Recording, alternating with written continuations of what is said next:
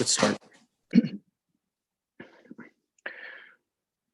أعوذ بالله من الشيطان الرجيم.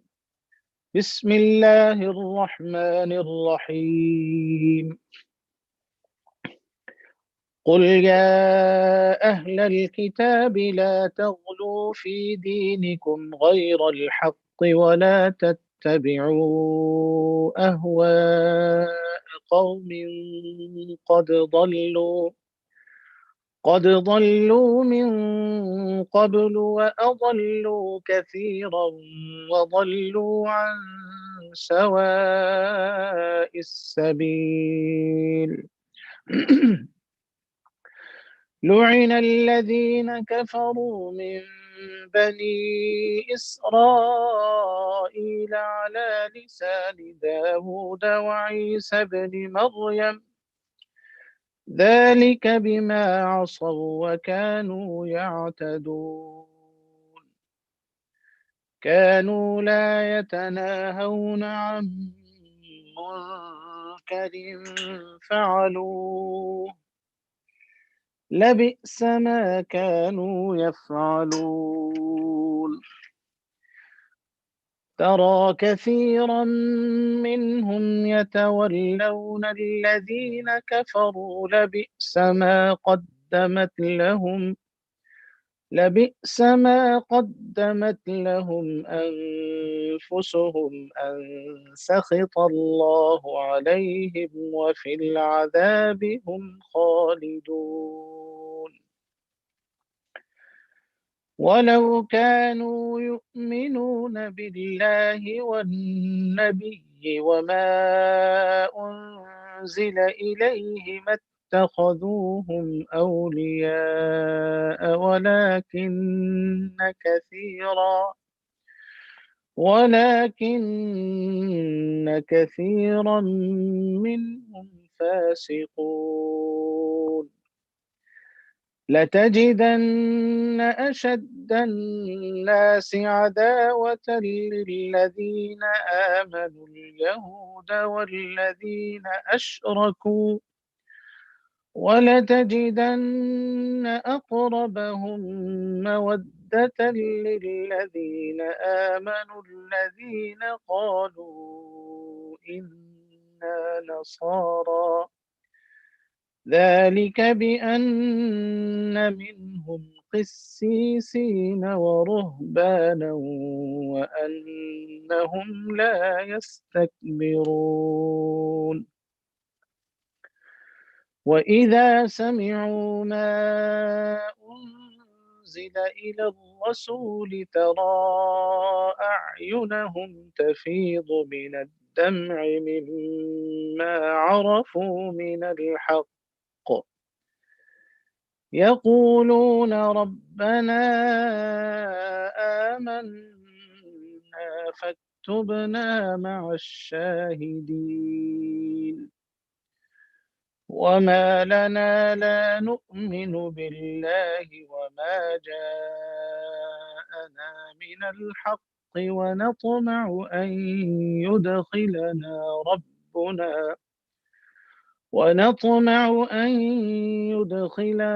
ربنا مع القوم الصالحين.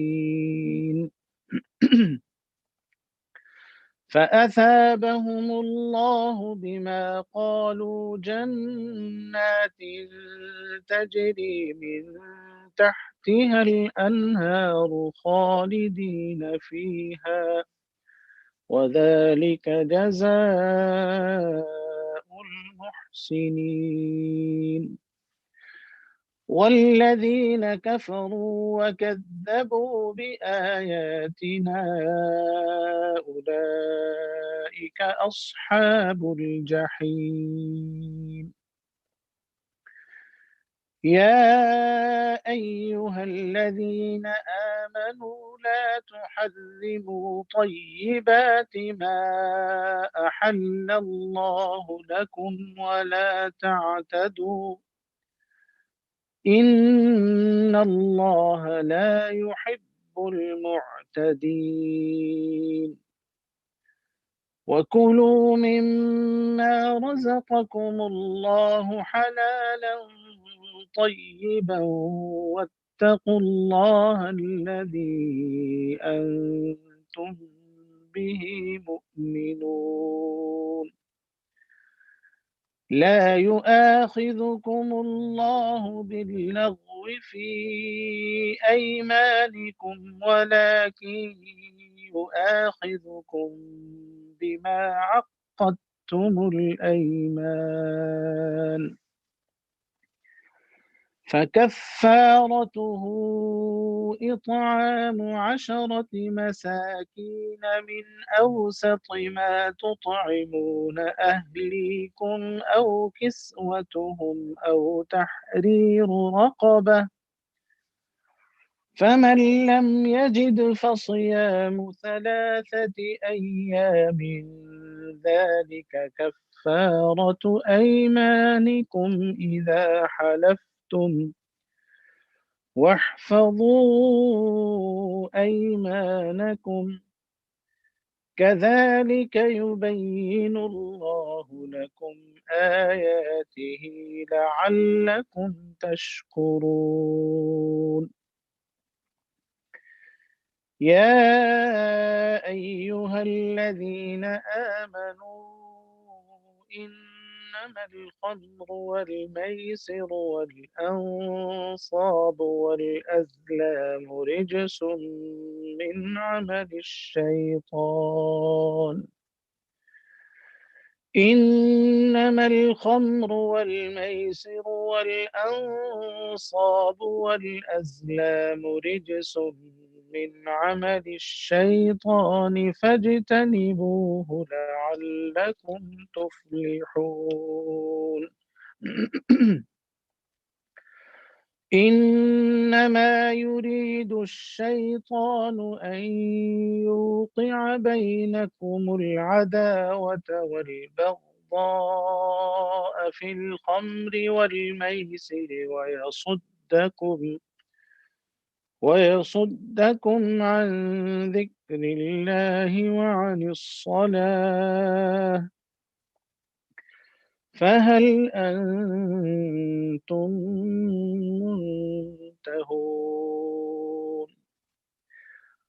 وأطيعوا الله وأطيعوا الرسول واحذروا، فإن توليتم فاعلموا أنما على رسولنا البلاغ المبين.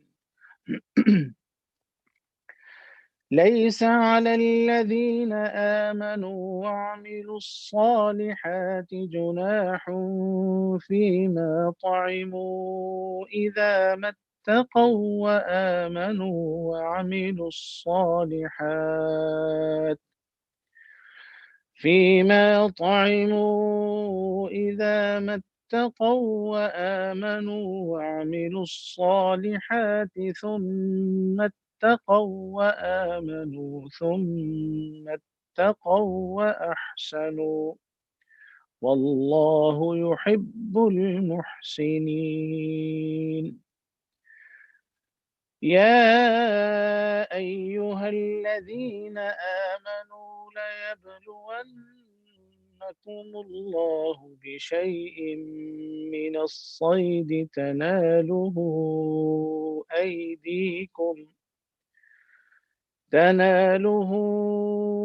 أيديكم ورماحكم ليعلم الله من يخافه بالغيب، فمن اعتدى بعد ذلك فله عذاب أليم. يا أيها الذين آمنوا لا تقتلوا الصيد وأنتم حرم، ومن قتله منكم متعمدا فجزاء مثل ما قتل فجزاء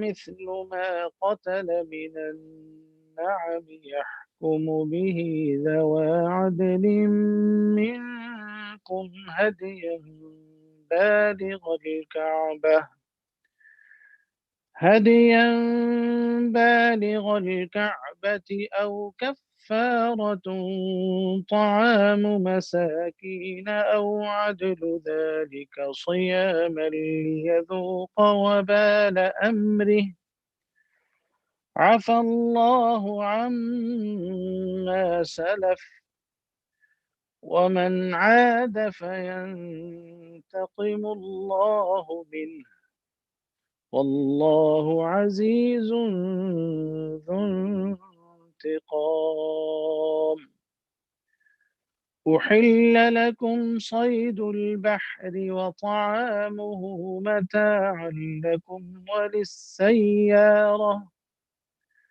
وحرم عليكم صيد البر ما دمتم حرما واتقوا الله الذي إليه تحشرون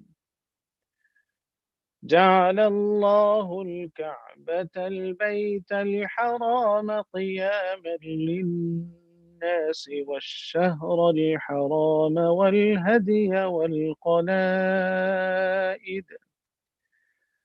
ذلك لتعلموا أن الله يعلم ما في السماوات وما في الأرض وأن الله بكل شيء عليم اعلموا أن الله شديد العقاب وأن الله غفور رحيم ما على الرسول إلا البلاغ والله يعلم ما تبدون وما تكتمون قل لا يستوي الخبيث والطيب ولو أعجبك كثرة الخبيث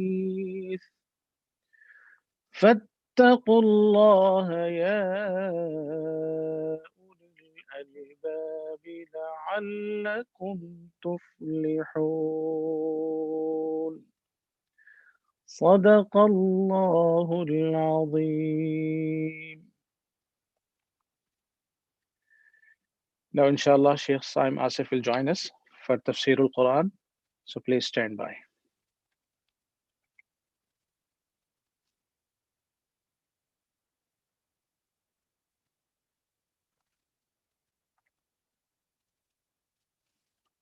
السلام عليكم ورحمة الله وبركاته. عليكم السلام ورحمة الله وبركاته. إن الحمد لله نحمده ونستعينه ونستغفره ونؤمن به ونتوكل عليه ونعوذ بالله من شرور أنفسنا ومن سيئات أعمالنا من يهده الله فلا مضل له ومن يضلله فلا هادي له ونشهد أن لا إله إلا الله وحده لا شريك له ونشهد أن محمدا عبده ورسوله أما بعد فقد قال الله تعالى في القرآن العظيم بعد أعوذ بالله من الشيطان الرجيم إنما المؤمنون الذين إذا ذكر الله وجلت قلوبهم وإذا تليت عليهم آياته زادتهم إيمانا وعلى ربهم يتوكلون الذين يقيمون الصلاة ومما رزقناهم ينفقون أولئك هم المؤمنون حقا لهم درجات عند ربهم ومغفرة ورزق كريم صدق الله العظيم. Alhamdulillah, dear brothers and sisters, a great blessing of Allah subhanahu wa ta'ala that we are able to once again speak about the Quran. As we mentioned many times, that this is the best of all speech, just as Allah subhanahu wa ta'ala superior to every other being. Likewise, Allah subhanahu wa ta'ala's speech is superior to every other speech. And that is why that the best of all people are those who learn Allah subhanahu wa ta'ala's book and they teach it, because it is the best of all speeches. It was the great blessing of Allah subhanahu wa ta'ala that we are able to once again sit in this gathering and remember Him and to learn more about His book. Moving forward, so yesterday, sorry, we didn't have the session yesterday, but the day before that, we were in Surah A'raf. We talked about who the people of A'raf were and why the surah was named after, the people that the surah was named after. And we talked about different opinions about who they could be. Different Mufassirin mentioned different opinions. We mentioned that the opinion that many ulama choose to be the one that makes the most sense, that fits the ayah, it is narrated from Sahaba as well, is that they are those whose good deeds and evil deeds, when they were weighed, they were exactly equal. So they were stuck on the wall between Jannah and Jahannam. So the whole episode shows Allah's immense mercy and shows that Allah's mercy overpowers His wrath, as He has mentioned in another hadith Qudsi. And moving forward for today, we are going into Surah Al-Anfal, and we'll go into Surah Tawbah as well, inshallah, which are the next two surahs after Surah Al-A'raf. And of course, the days of Ramadan are coming to a close. There's only a couple of days left. And this session, of course, will be ending soon as well. And unfortunately, we did not get to go through all the surahs of the Quran. We only got to reach a few surahs, but inshallah, hopefully it was beneficial. So we're going into Surah Al-Anfal today, inshallah. So in the beginning of Surah Anfal are some ayat those same ayat that I just recited right now at the beginning of the session. And I'll read the translation of these ayat. Allah subhanahu wa ta'ala says, the believers, and you see the translator has inserted the word true, and I'll explain why he had to put that. But the believers are only those whose hearts tremble at the remembrance of Allah, whose faith increases when His revelations, meaning the Quran, are recited to them, and who put their trust in their Lord. They are those who establish prayer and donate from what we have provided for them. Those are the ones who truly believe. They have high standing with their Lord, forgiveness and generous provisions. So if we look at these few qualities mentioned in these ayat, Allah subhanahu wa ta'ala is describing who the believers are. And in Allah subhanahu wa ta'ala, in the ayah, He didn't say the word true is not used in the ayah actually, but the translator put it between these little parentheses. The reason being is that if we say that the people who don't have these qualities aren't believers at all, meaning they're disbelievers, they're kuffar, na'udhu billah, then may Allah protect us, but a lot of our imams would be at risk, because these are qualities, not every single believer, not every single Muslim has these qualities. These are only those qualities that those of high level of iman have. So that is why and we understand it from the context, and we understand it from other ahadith and other ayat, that is why the ulama, they interpret this to not mean that all believers have this, rather this is the highest level of iman, the true believers. So these are some qualities that Allah subhanahu wa ta'ala has mentioned of the believers. And I mentioned this briefly in one of the previous sessions, but I wanted to go into it in some detail today. And I feel this is something very important for us to talk about and to learn about, is the qualities of the believers, because in so many different places in the Quran and also in the hadith of Nabi sallallahu alaihi wasallam, Allah is telling us, and Rasulullah sallallahu alaihi wasallam is telling us what the qualities of a true believer should be.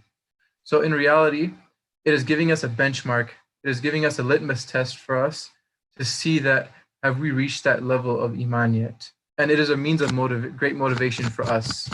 And it helps us to realize that we are not there yet. A big trick of shaitan, and I don't think we mentioned this when we were speaking about the tricks of shaitan, but a big trick of shaitan is that he makes us content with whatever we're doing. So, for example, if a person is praying at least Jumu'ah once a week, maybe he might not be praying the rest of salawat and fard salahs, but he's praying Jumu'ah once a week.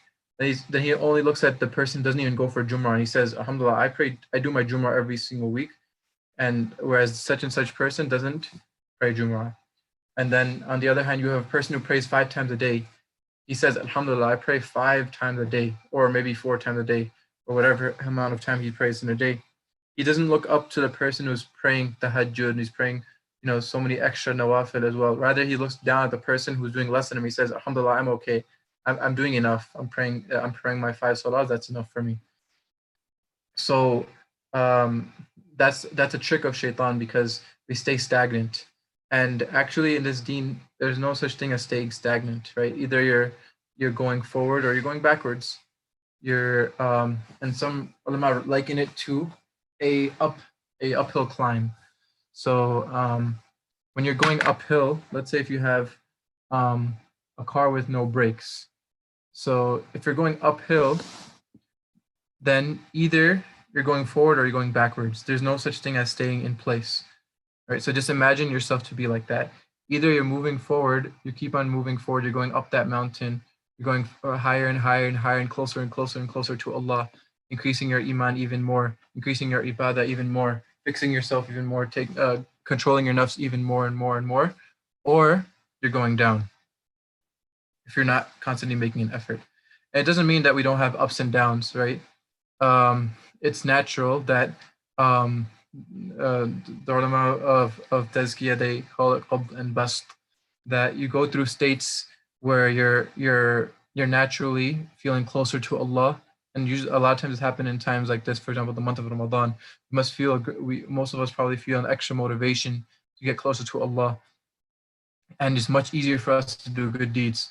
But then on the other hand, you have that's called bast. But then you have other times where you have qabd, where it's very hard for you to do anything, even pray 2 rak'ahs of fard salah becomes very hard for you. And sometimes you just start becoming further and further away from Allah subhanahu wa ta'ala. But you see, the key is al-inabatu ila Allah. The word inaba means you turn back towards Allah subhanahu wa ta'ala over and over and over again. Not just one time you do tawbah, but rather you keep on turning back to Allah. And inshallah, if you're on a general uphill climb, you're generally working towards getting closer to Allah, and you have this down, but then you turn back to Allah, then you'll see that when you're coming back to Allah subhanahu wa ta'ala, then you'll see that you're actually closer to Him than you were before. So you'll see that the general trend of the graph is still going upwards, closer and closer to Allah. But we want to save ourselves from having a graph that is having a general downward trend where we're decreasing in our ibadah, decreasing in our closeness to Allah. May Allah protect us from that. So the reason for me mentioning all this is that Allah subhanahu wa ta'ala has given us a benchmark for us to see, for us to motivate ourselves and say that we have to build these qualities in ourselves in order to call ourselves true believers. We want to reach that high level of true believers. And in the end, Allah also gave us a motivation to do that. Why do we want to become this highest class of believers? Allah mentioned at the end, أُولَٰئِكَ هُمُ الْمُؤْمِنُونَ حَقًّا لَهُمْ دَرَجَاتٌ عِنْدَ رَبِّهِمْ وَمَغْفِرَةٌ وَرِزْقٌ كَرِيمٌ. They have high standing they have a high level with their Lord, forgiveness and generous provision. The reward for those who are at this level will be much higher than those who don't have this level.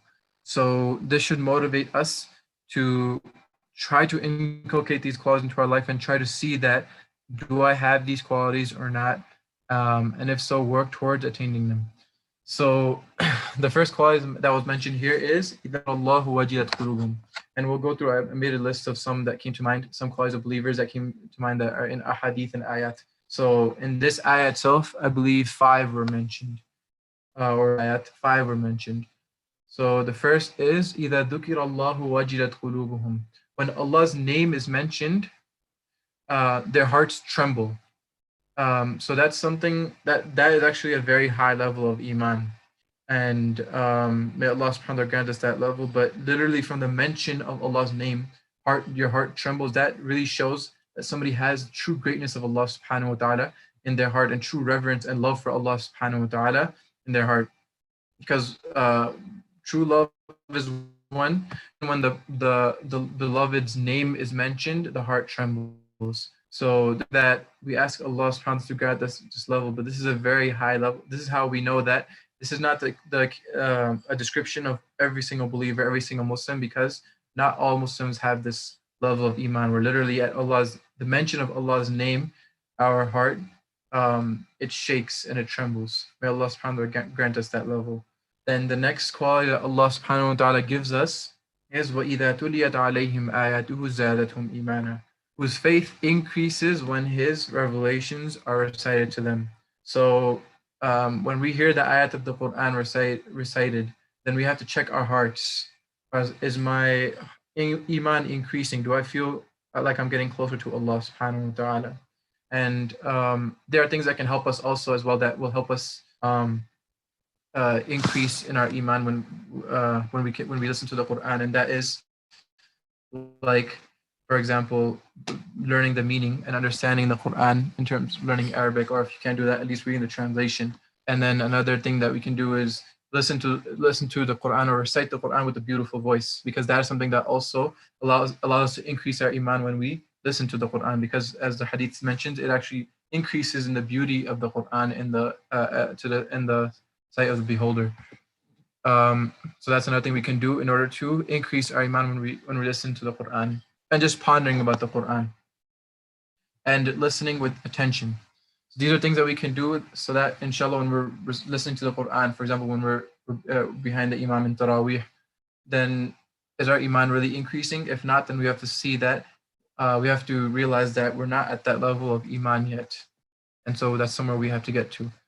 And then the third quality is, and who put their trust in their Lord. They have complete trust in Allah subhanahu wa ta'ala. This is a very, very vast topic, trust in Allah subhanahu wa ta'ala. But I'll just share one hadith about it. Nabi sallallahu alayhi wa sallam said, لو أنكم توكلون على الله حق توكله لرزقكم كما ترزق الطير تغدو خماصا وتروح بطانا, or كما قال عليه الصلاة والسلام, that if you were to trust in Allah subhanahu wa ta'ala as he ought to be trusted, then he would feed you then he would give you sustenance just as birds are given sustenance. They go in the morning with empty stomachs and they come back duly filled, right? So the main thing is, if you look at the hearts of birds, if you look at the situation of birds, they're not ever really worried about their sustenance, right? They're always they just go and do their thing, and they know that at the end of the day Allah is going to feed them, so they just go out. See, the key thing to note here is that the birds are not just staying in their nest, and they're not just sitting there and thinking that the food's going to come. So they are doing their work, but at the same time they have tawakkul, they have firm faith. They're going to work, they're going to go fly around, look for their worm, whatever they're going to eat, but they're not going to stress about it. They're not going to think that will Allah give me or will they not give me. But this is deemed as a high level of tawakkul by Nabi sallallahu alaihi wasallam, and this is a level that we have to get to, that we're not worried about our rizq whatsoever. We know that we literally cannot die until we have gotten all of our rizq. So we should never ever worry about rizq. We should beg Allah subhanahu wa ta'ala, work for our rizq, but at the same time, never worry about it. So that's something that we all have to inculcate into our lives, inshallah. That's another quality of the believers that's mentioned. And if we see that we're lacking in this regard, and one way we can see if we're lacking in this regard is that whenever any problem comes, are we turning to Allah or are we turning to the creation?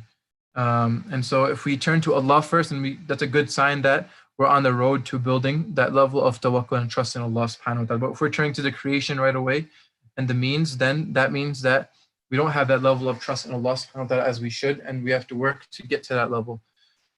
Then الَّذِينَ يُقِيمُونَ الصَّلَاةِ, those who establish prayer, establish salah. And it's interesting that Allah subhanahu wa ta'ala uses the word iqamatu salah to establish prayer.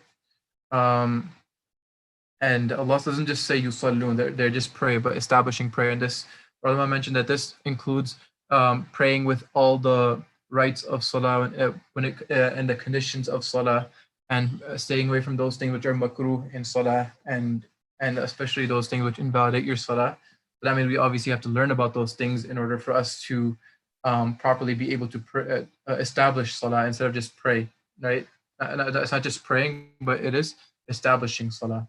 And also in terms of khushu' and concentration and devotion. So that's all included in the word yuqimus salah, yuqimuna salah. And this is from the comprehensive words of the Quran, that it just uses one extra word instead of yusallun, just praying, but it has so much extra meaning in it.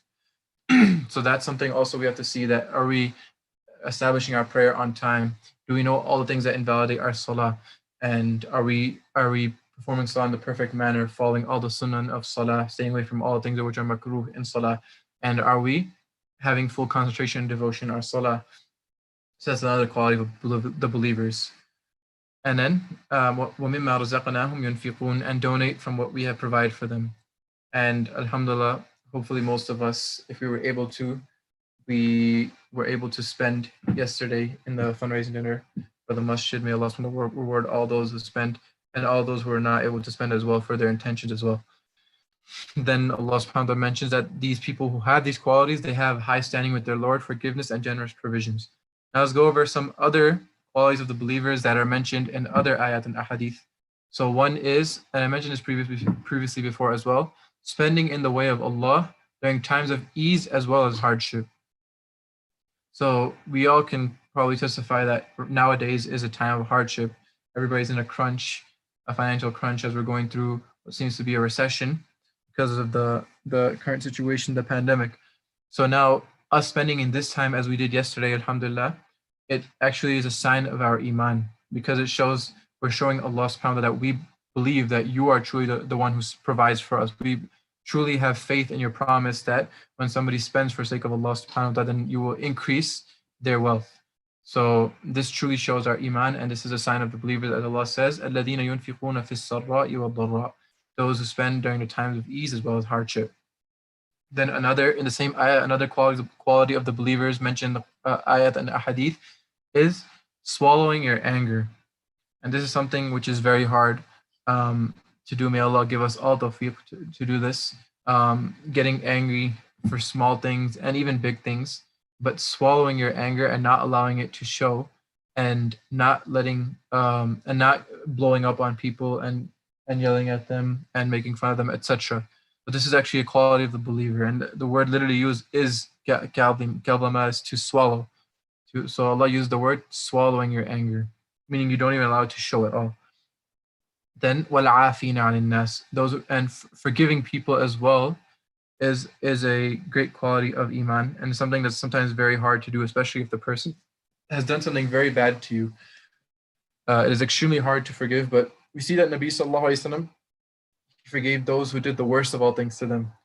As soon as they accepted Islam, there are people who killed his daughters, and then he forgave them. And there are people who did so many other things to him and his family members, but he forgave them. So this was a quality of Nabi sallallahu alaihi wasallam. This showed that obviously all these qualities that we are seeing and we're talking about, these are present in Nabi sallallahu alaihi wasallam to the highest extent, because obviously he had the highest level of iman of anyone to walk on the face of the earth. So he will obviously have all these qualities to the highest extent. So, and then having beautiful character in general is mentioned in a hadith, أَكْمَلُ الْمُؤْمِنِينَ إِيمَانًا أَحَاسِنُهُمْ أَخْلَاقًا, that the believers with the highest level of faith, with the most perfect level of faith, are those who have the best character. So imagine, that is actually the highest level of faith, and those who have the perfect level of faith, that's their quality that they have, the best character. May Allah grant us all tawfiq, because it's something that every single one of us is lacking, even those of us who feel that we are religious people, quote unquote, and we're praying, and we're going to the masjid, etc. We may dress in Islamic clothes, etc. But how many of us truly are working on our character, and especially at home? Because many ahadith specify that there's one hadith that خِيَارُكُمْ لِأَهْلِكُمْ, or I believe also the narration is there, خِيَارُكُمْ لِنِسَائِهِمْ, that the best of you are those who are best to their wives or the best to their families. So that's the one thing that shows your character the best, because everybody can act nicely in front of people outside. You kind of have to act nicely, otherwise people are going to see you as a jerk, as an evil person. But now at home, nobody else is watching you. There's no people outside to see. So how are you acting with your spouse? How are you acting with your family, your children, your parents? That's something that not everybody sees, and that's why they say that your brothers and your sisters or your spouses, they're the ones who know you the best, because they live with you, and so they know your true character. So may Allah grant us all tawfiq and allow us to build that highest level of character. And in reality, this requires iman, because Allah is the only, since nobody else is seeing you, we have to know that and have yaqeen and faith that Allah is watching us. Only then we'll be able to do all these things, forgive people, swallow our anger. That will only come if we have a high level of iman. Then another quality mentioned is repenting as soon as one commits a sin and remembering Allah. We already talked about this in detail in one of the sessions, so I'm not going to repeat it. Then another is seeking refuge from shaitan when he whispers. That's another thing that we mentioned already. That he's able to see clearly after he seeks refuge from shaitan. Then having khushu' in salah. That's mentioned in Surah Mu'minun. Allah says, قَدْ أَفْلَحَ الْمُؤْمِنُونَ. In this surah, in the beginning of the surah, he mentions many qualities of the believers. So Allah subhanahu wa ta'ala says that the believers have become successful. It's already done. And many times Allah uses the past tense in the Quran in order to show that something is definitely going to happen. So same thing here. The believers have become successful. It's completely set, something that's certain. And then he describes these believers, الَّذِينَ فِي صَلَاتِهِمْ خَاشِعُونَ, those who have khushu' in their salah. And you can say khushu' is concentration, humility in your salah. Then what is the next thing Allah mentions describing these believers? وَالَّذِينَ هُمْ عَنِ اللَّغْوِ مُعْرِضُونَ, those who stay away from useless speech. And this is something that we all find ourselves falling into, especially due to technology. TV is just literally a gold mine of useless speech. You can just spend hours and hours and hours wasting your time completely, and pretty much 0% of it is something that will benefit us. And something which is useless in deen would be defined as something that does not benefit you neither in deen nor in dunya. And that's basically most of what we watch, or almost all of what we watch on TV. Then also even on social media, how much of what we're reading is actually going to benefit us either in deen or in dunya. Maybe keeping up with the news once in a while, and sometimes even the news many a times is not always beneficial, because we start reading about things which don't really concern us and which won't benefit us whatsoever. It won't really benefit us to see the latest statistics, the greatest number of deaths, the number of deaths that coronavirus caused, the new number of people affected by coronavirus. It will actually just plunge us further into sadness and depression and make us feel worse. So even the news, and that's something that actually you could say that benefits us, because we kind of need to know about what's going on with the coronavirus, etc. But then there's so many things on the news which won't really benefit us whatsoever to know about it. And social media I already spoke about, sometimes our messaging as well. So true believers are those who completely stay away from useless speech. So this is something that's very, very, very hard for us to do, and may Allah subhanahu wa ta'ala give us all the tawfiq to do that. Then constantly engaging in purifying oneself, وَالَّذِينَ هُمْ لِلزَّكَاةِ فَاعِلُونَ, always working on oneself, always trying to perfect our characteristics, our qualities. And then some ulama mentioned that this is actually talking about giving zakat. So giving zakat obviously is the quality of the believers as well. Another quality that's mentioned in these ayat is for protecting the private parts from sin. That includes zina, that includes masturbation as well. These things are prohibited, so staying away from these. And this is, and obviously included in this would be watching things online which we're not supposed to watch, and that's becoming very, very, very common because it's becoming so easy. 20 years ago, 10 years ago, we didn't have to access at our access today what we have at our fingertips for free. To what you would have to pay for in the past is all available for free now, and nobody would ever find out if we were to do it. So now there's a greater need for us to fear Allah subhanahu wa ta'ala when we're using our technology, because it's so easy for us, for shaitan to tempt us into looking at something that we shouldn't be looking at, and to watch something that we shouldn't be watching. And then I don't need to go into details what I mean by that. So that's part of this as well. That's another quality of iman. Then being pleased with good deeds and grieved with sins. This is a general thing. So anytime we do a good deed, if it makes us happy, then that means that we have a high level of iman. And if every time we do a bad deed, it makes us sad, then that means we also have a high level of iman. Then striving for sake of Allah is a more general thing as well. And this includes just in general, anything you do to please Allah subhanahu wa ta'ala, to work on your deen or even the deen of others, that could be included in striving for sake of Allah subhanahu wa ta'ala. Then loving for your brother what you love for yourself. But this is a famous hadith that we all know about, but very few of us, may Allah give us all tawfiq, are able to actually act upon it. And if we really, really ponder upon our lives and think about ourselves, we should realize that there are very few of us who actually fulfill the purport of this hadith. So may Allah give us all tawfiq. Then staying in a state of wudu constantly is mentioned in a hadith that this is a quality of a believer, that he stays in wudu constantly. Then spending nights awake, leaving the bed to worship Allah. There are multiple ayat which talk about this, multiple ayat describing the believers which talk about how they leave their comfortable beds in order to worship Allah subhanahu wa ta'ala in the middle of the night. This is a quality, and as mentioned in the hadith actually, that the Hajj, referring to the Hajjul Qiyam al-Layl, and it says that وَدَأْبُ الصَّالِحِينَ قَبْلَكُمْ, and this is the habit of the pious people before you. So not only from this ummah, but from the past ummah as well. This was a quality of the believers. Then having patience in times of difficulty and not allowing it to overcome you and affect your deen.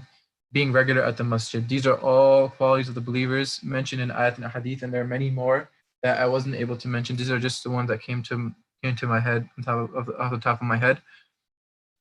But these are definitely worth gathering, thinking about, and kind of we could even try to make like a checklist or something if we want, and see that maybe like are we working on getting these qualities into our lives, and if so, then we are actually increasing our iman as well.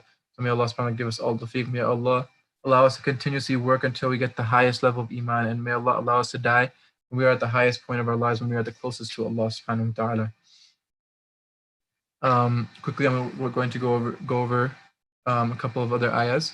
Allah says, وَلَا تَنَازَعُوا فَتَفْشَلُوا وَتَذْهَبَ رِيحُكُمْ. So this is in the context of in expedition and battle, but this applies to all times, the Muslims for all times. Right? Allah says, obey Allah and His Messenger, and do not dispute with one another, or you would be discouraged and weakened.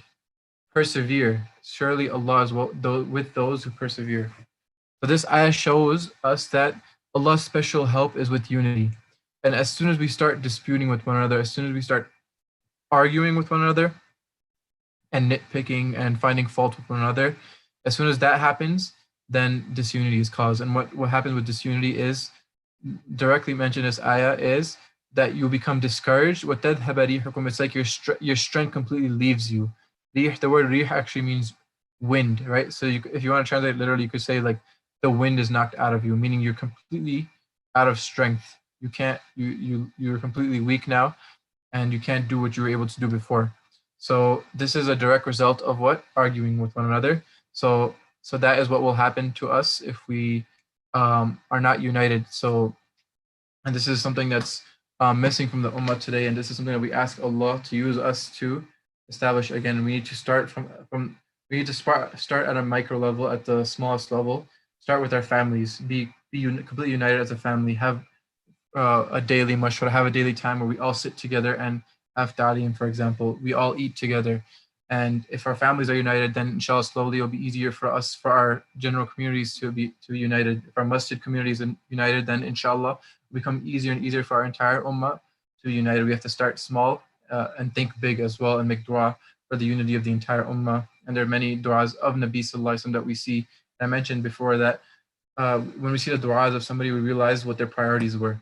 So Nabi Sallallahu Alaihi Wasallam had many du'as in which he asked Allah to unite the Muslims, and and unite between their hearts. So this is something that we all have to try to do. Try to be united. And then Allah SWT actually talks about the unity a few ayat later. Allah talks about the unity between the Sahaba. Allah says, He brought their hearts together. Had you spent all the riches in the earth, you could not have united their hearts, but Allah has united them. Indeed, He is Almighty, All-Wise. Right? That's so amazing, because usually we think that if we spend money, that could be a means of uniting people. And if you give each person money, then that will make them happy. That will keep them happy. But Allah is saying that the Sahaba were at such a level of hatred and animosity towards one another before Islam, that if you were to spend all the riches on the earth, you could not have united them, but Allah has united them. Right? And the Sahaba before Islam had many rivalries and wars between them. They were very tribal people. It was famous about the Arabs at that time that they would launch wars lasting generations for the slightest of things. For example, a person's animal grazed another person's land, and then that would start a war between them. they would start a fight between them two, and they would turn into a war between their two tribes, and it would last for centuries and generations. The animosity between the Aus and Khazraj, which are two tribes in Medina, was going on for about 120 years in Medina before Nabi Sallallahu Alaihi Wasallam came. But through the teachings of Islam and the guidance of Nabi Sallallahu Alaihi Wasallam, people from not just two different tribes, but literally hundreds of different tribes and nationalities came together as one unit. This is only by the will of Allah and could not have been done with mere wealth. So may Allah give us all tawfiq to be united, first and foremost as families, then as a masjid, as a community in the masjid, and as a ummah at large. We should all make dua for this. وآخر دعوانا الحمد لله رب العالمين سبحان الله وبحمده سبحانك اللهم وبحمدك نشهد أن لا إله إلا أنت نستغفرك ونتوب إليك.